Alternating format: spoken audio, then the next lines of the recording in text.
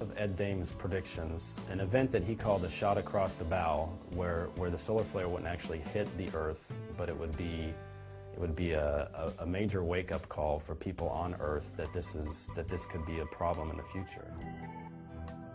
2 weeks after Major Dame's prediction, on November 4th, 2003, it happened. An unprecedented solar flare was recorded by SOHO satellites. NASA estimates that it was an estimated X-45 flare, the largest in recorded modern history, and it made international news. The event was so unprecedented, it even took astrophysicists by surprise. The flare indeed shot right across the virtual bow of Earth, just as Major Dames had described. The flare passed directly across the orbital path that we take around the Sun. According to some researchers, if this particular incident occurred just 3 months later, during February of 2004, it would have ended a great portion of life, changing the world as we know it. Solar physicists were chewing their nails because they were very, very concerned that the Sun had been very quiet for so long, and this was not predictable. And so because it was not predicted, it did not follow the solar cycle, they were afraid that the Sun might be doing something erratic. And that's when we began to see in the press and the news all these warnings about what major solar flares would do to the planet, to communications, to power grids, etc. And then in the last few months, we've seen that the Sun's been relatively quiet. And now the scientists are saying, well, maybe the Sun is going into a long period, years of quiescence. It's going to quiet down, and that's what we're seeing. And that might create global cooling. That may be why there's been the storms, snowstorms have been so severe, because the Sun's quieter and not as active. Folks, it's the calm before the storm. It is the calm before the storm. A solar flare that could have caused a catastrophic electromagnetic pulse, or EMP, barely missed Earth about 2 weeks ago, according to a former member of the Congressional EMP Threat Commission. Peter Vincent Fry, who served on that commission from 2001 to 2008, said that the event, called a coronal mass ejection, could have inflicted damage comparable to the 1859 Carrington flare, which was so severe that it caused telegraph lines in Europe and North America to melt. NASA did a study, and its findings are now out. We're not talking about global warming, a brand new government study on the very real destructive threat of solar storms. I want to show you New York City at night. Times Square, drove through here at 8 o'clock last night. Streets are empty, but the electric power grid would be wiped out by the current. Lights and computers, transportation, hospitals, all would go down. The study warns it would be a disaster. Joining me now is F. Michael Maloof, former security policy analyst in the Office of the Secretary of Defense and author of the book, A Nation Forsaken, EMP, the Escalating Threat of an American Catastrophe. Michael, welcome. Thank you. Just to define terms, electromagnetic pulse? Yeah, it's an intense burst of electromagnetic particles that come descending on down and that can absolutely destroy all of our electronics if they're unprotected. Isn't, back in the 80s, the northeastern power grid shut down one day and nobody knew why, and it turned out later it was a bunch of particles coming from the Sun, as I recall. Yeah. Isn't that a kind of a mini example of EMP? Well, we have a mini EMP could be from a solar burst. We're now going through one of our most intense periods, 11-year cycle of the Sun, and NASA has raised all kinds of concerns about that, especially if we were to get a direct hit. And that's basically, it comes out of a sunspot, and so it's like the Sun is blowing it out somewhere in that 360 degrees if we happen to wander through that. Exactly. If it comes from approximately the middle of the Sun, it could result in a direct hit on Earth. Some of these solar flares can be 2 to 3 times larger than the Earth itself. Wow. And what would it do? It will fry your electronics. You see, the United States is a technology-based society, whether it's our internet, our telecommunications. We have very critical infrastructures. They're all dependent upon electronics. You've said that a cyber 9/11 is not an if, but a when. What would a cyber 9/11 look like, and how soon could it happen? it could happen imminently. What would it look like? It could take many forms, but let me just give one that may come to mind, which is what happens when the electric grid goes down.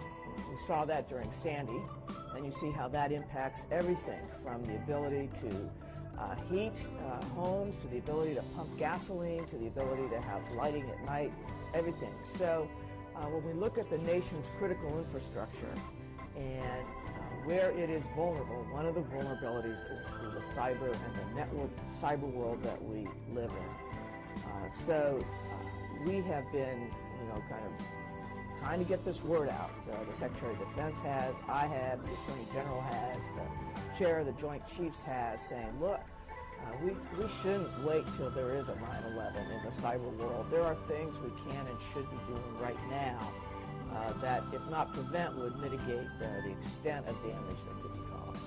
But what else do viewers foresee coming over the horizon? We picked up the use of nuclear weapon on the Korean Peninsula by the North Koreans, and this event would be one of the last events that humans recognize before the kill shot sequence begins. We haven't seen that yet. This prediction was revealed years ago to the public on the Coast to Coast AM radio show. At the time, the nation had zero nuclear capability, and the notion that they would use a nuclear weapon as an act of war was widely believed to be absurd. Sharp new warning of all-out war. For the first time, the mysterious and secretive nation has threatened a preemptive nuclear strike against the U.S. It comes as the UN approves tough new sanctions. Thousands upon thousands of North Koreans rallied today around a North Korean general delivering that stunning threat. A first-strike nuclear attack with a vow to engulf Washington, D.C. in a sea of fire. They're threatening a nuclear preemptive attack. Never done that before. The young North Korean dictator, despite the diversion of Dennis Rodman's visit, now lashing out against the U.S. and South Korean military exercises and today's new stiff UN sanctions. Analysts say North Korea is still years away from perfecting a nuclear weapon, but they are getting closer all the time. The threat of a preemptive strike on the United States, even if that's not possible now, is terrifying. You have to take this seriously. North Korea does not yet have a missile capable of hitting the continental U.S., but America has satellites in space, radars at sea and on the ground, designed to detect a missile launch. Then dozens of intercepting missiles could be fired from California or Alaska to take out enemy missiles, even nuclear ones, before they reach America. But the system is far from foolproof. However, the most immediate threat tonight from North Korea is far more conventional. They could fire on South Korea, America's ally, like they've done before. But there is another event that remote viewers fear the most, a sign that the kill shot is imminent. What would be that final recognizable event just prior to the kill shot sequence? The best that we could come up with, pushing ahead, the best that we could come up with was what appeared to be a space shuttle being forced down by what appears to be a meteor shower or something like that. It's expected to be one of the biggest cosmic events we have seen in decades, the so-called comet of the century, photographed by the Hubble telescope. Scientists say the head of that comet about 3,000 miles wide, the tail more than 57,000 miles long. The center area, called the nucleus, is 3 to 4 miles across. That's big. It was discovered by a Russian amateur astronomer last September. They've been watching it ever since. And Tariq Malik is the managing editor of Space.com, back with us in the studio. Good morning to you. Where's she going? Well, it's basically out kind of beyond Jupiter right now. It's coming in to the inner solar system. It's going to swing around the sun. It's going to flare up, hopefully be one of the brightest things we've seen in the night sky. So it's not coming near the planet Earth? It will be nearest Earth after it swings past the sun in December. Still millions of miles away, no threat to I got you. Okay, so that's taken care of. Yeah. I'm reading through your comments here, Tariq. You say most promising, unpredictable, But promising yet again? Yes. In what sense is it promising? Well, this promises to be the brightest comet we've seen in the night sky in years, if possibly even decades. That's why NASA, other scientists are calling it the comet of the century. They don't know if it will perform. They don't want to basically say it's going to happen, and then something happens with the comet on the way in.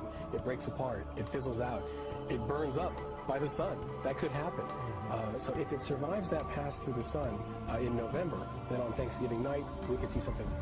So we have some time to watch this thing still. We'll remind you as the date gets closer so you can stock up on snacks and beverages, but a comet is coming. A big and brilliant comet arriving in November 2013. It could potentially be 15 times brighter than the moon and visible in broad daylight over the U.S. Regardless of how long it is, that period between the shuttle event and the beginning of the kill shot sequence, we know as viewers, and I have personally viewed this particular event on a number of times because it's so powerful, that all of these warring parties that we see on the planet, all these many wars, that on the ground, all of these soldiers look up in the sky. They all look up. So something is happening in the sky. In fact, there's probably unprecedented atmospheric effects that in a recorded history, perhaps unrecorded history, there's been events like this, but nothing in recorded history. Something happens in the atmosphere that has not been seen before, because all these soldiers are looking up, and then they go home. The priorities change. They go home. So that's when it starts. It's still very far away. It'll get brighter in the night sky soon. It'll be this summer, maybe visible to the naked eye. Really? Yeah. Okay, so we don't need a telescope? We don't need Hubble? We can go in our backyards and watch this? That's the best thing about this. Starting in September, leading all the way up to Christmas, it should be an amazing night sky sight. Its tail, long now, could stretch across the night sky if it. What would we see if it behaves and acts the way you expect it to? Well, if it flares up, it would start out as a bright kind of fuzzy speck in the night sky. As it gets closer and closer to the sun in November, it would just get bigger. The tail would sweep out, possibly covering much of the sky. It could be brighter than the full moon at night, and it just could be just an awesome. It could be really cool to watch then. This could be quite spectacular. This to me is probably the sky watching event of the year. Well, let's hope it lives up to its title. And there shall be signs in the sun, and in the moon, and in the stars, and upon the earth, distress of nations, perplexity, the sea and the waves roaring. Whole new meaning on that song lyric, Black Hole Sun. Scientists at NASA have given us some amazing images, and they've discovered there's actually an enormous dark hole over our sun. What you're seeing is, this is 3.5 million degree plasma erupting from the surface of the sun. This part that's missing, the reason it's dark, is that whole chunk of the sun basically ripped off, blew out, and is coming our way at about 2 million miles an hour. Our way. Our way. Comets have the ability to affect the energy output of the sun. When that happens, we then get severe weather on Earth.